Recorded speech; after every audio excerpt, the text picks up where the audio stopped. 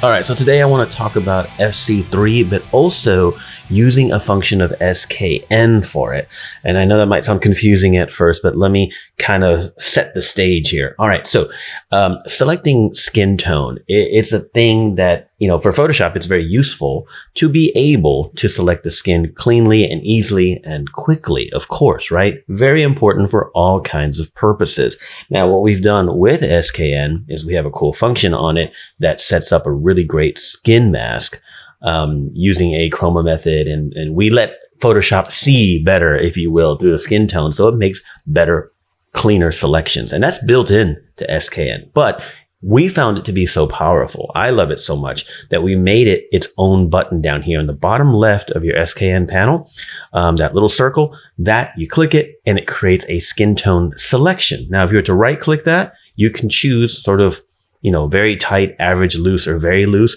They're not that different, but they're just enough to get you a little more skin tone selection or a little less, especially if you have deep shadows and whatnot. That's kind of like the hallmark of SKN skin tone selecting, is that it sort of can look through shadows and do a cleaner selection. Now, I'm going to prove that to you real quick, so bear with me. Hang out, okay? Here we go. I'm going to do a subject selection because naturally, the normal way we go about trying to do a skin tone selection, especially on a bikini shot or a fitness shot, boudoir, we start with a subject selection, right? Okay, next up, we can go to color range, for example, right?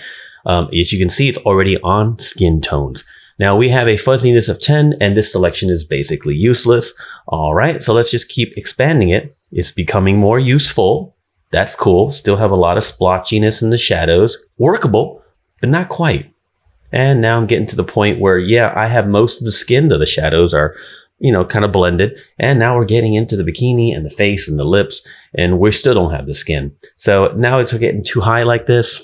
We basically have her just completely selected. We can try to detect faces, and sometimes it works. And in this case, it's a disaster.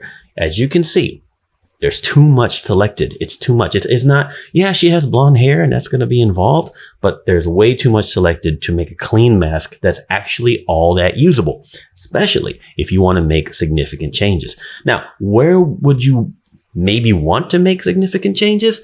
Like when you're doing frequency separation to edit skin on a shot that has a lot of skin. Now, remember that mask we just saw? In fact, you know what? Let me just give you a quick demo. Let's just go ahead and give you a visual so you can see the difference in the, sort of the smoothness and sharpness of the mask. Let's go back to color range. Excuse me. There we go. I don't know what I'm going to pick, but this is almost useful. But I don't like how so much of the bikini is involved in her face and her eyes for some reason. And I still don't have all that selected. That's kind of annoying. So if I were to push it to where I have the skin tone selected pretty well, she's pretty much selected. It's not great. I'm going to put that on just any adjustment layer so we can view the mask. Let's put that there for a minute. Let's use SKN now. We're going to tap the little circle on the bottom left and let it do its process. And then when it's done, we will have a running selection, which we can do anything with. And we're going to create another adjustment layer with that mask on it so we can see the difference. Let's go back. Curves is fun. This now, let's compare, shall we? Okay, we'll start with what we did in normal Photoshop, that mask. Here is SKN's mask. Do you see how the bikini's not involved? We're into the shadows, though we probably could put it a little bit wider. The eyes are not selected. The lips are basically not selected. Blonde hair, it's going to be involved. Depending on what you're trying to do, that may or may not become an issue. Very easy to fix, though. So, oops, wrong button there. This is what Photoshop can do. This is what SKN can do. Okay, so what does that mean for you? Well, let me show you what I'm talking about. Let's say you start with FC3 and you think, I need to do a lot of work on the skin here. And I'm the type of person, you know what? Let's just run it real quick and I'll show you. By the way, I right-clicked the median. I'm using median right now. And I turned off add subject mask. That's cool, but we're going to use a skin mask. So let's go ahead and run FC3. And if you are a frequency separation user, maybe you like to paint pixels in between the high and low layer to smooth out transitions. Maybe you like to use mixer brush on the low layer. Regardless of what you like to do, sometimes we want just the skin masked out. So what do? Right, so let's make our skin mask, right? So what do? We turn off the FC3 folder. We can go back to the background. We click the little circle on the bottom left of SKN. We let it run its skin tone selection. which is using that method, that chroma method that we talked about, to peer through. There it is. Turn on our FC3 folder, and while we're selected on the folder, we go to the bottom of our layers palette and we hit mask. Okay, nothing's changed. Everything looks seamless, but we have a beautiful mask right there. So as we go in to do work, well, like I said, whether you're on the transitions layer, perhaps, kind of a large brush there. Let's just shrink that down. Okay, so let's say you're in the transitions and you want to select color on our skin tone, and you want to smooth out some transitions by constantly selecting new color and painting with a slow flow. This is a method I use a lot, either before or after maybe healing of some kind or whatever. You'll notice I can be relatively sloppy because the skin tone is masked out really, really well. See, there's the mask. So that's the work I've done already there. See that? Granted, I should have done some healing first. Maybe even some dodge and burn will come after this, and that's fine. You can also paint on the low layer with the mixer brush if that's what you prefer. But the whole point is, if I hold down Shift and click the mask, look how sloppy all that glow is, whereas the mask just keeps it in control. Now, you probably think to yourself, hey, Nino, why doesn't FC3 have a skin tone masking function on it? Well, maybe. That's not something we can't do. Of course, it's something we can do. It's just if we get that kind of feedback, then we will. This is just a method that I utilize a lot because I find it to be super, super beneficial. So just kind of as a reminder, you'll run FC3. Ideally, you don't want it with add subject mask. You can always replace the mask. That's not a big issue, but I turn it off when I know that I want to mask out all of the skin.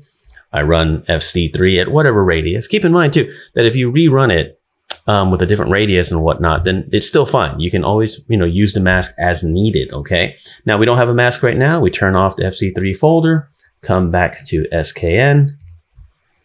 I'm just giving you another rundown, okay? Let it select skin tone the way it does.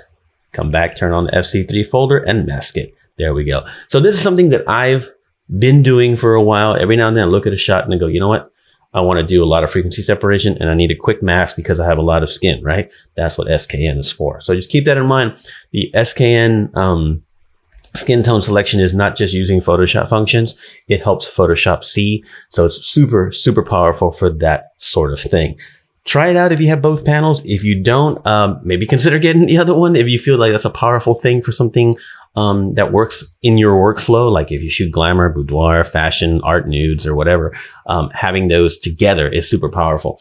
Running SKN on its own, of course, is very beneficial. But some people, including myself, will run SKN and then scale back the results just to get everything kind of smoother and started kind of clean. And then they go in and do detailed work wherever they feel they want it. It's a good way to get you started. So running FC3 after even running SKN's automated process is also beneficial. There's so many different ways to kind of like mix and match in your workflow in these tools. But I want to remind you that creating a mask with SKN for skin tone is supreme, can be used on a lot of things, including color grading and other options as well, color correction.